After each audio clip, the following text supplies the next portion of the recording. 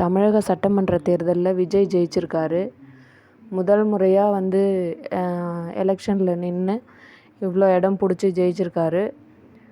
மக்கள் ஏதோ ஒரு மாற்றத்தை எதிர்பார்த்து தான் ஓட்டு போட்டிருக்காங்க. நல்ல விஷயந்தான். அவர் நல்லபடியாக ஆட்சி செஞ்சு நிறைய பேர் படிச்சுட்டு வேலைவாய்ப்பு இல்லாமல் இருக்கவங்களுக்கு வேலைவாய்ப்பை ஏற்படுத்தி கொடுக்கணும்.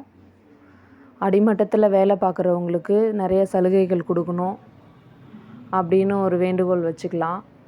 அதுக்கப்புறம் பார்த்திங்கன்னா, ஜெயிச்சிட்டாரு, தோற்றவங்கள போட்டு ட்ரோல் பண்ணுறது, அவங்கள ரொம்ப கேவலமாக வீடியோஸ் போடுறது, அந்த மாதிரிலாம் போடாதீங்க. சோசியல் மீடியாவை நல்லதுக்கு யூஸ் பண்ணுங்கள், கெட்டதுக்கு யூஸ் பண்ணாதீங்க.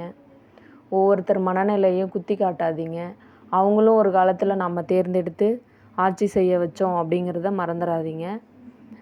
நான் சொல்கிறது சரிதானே?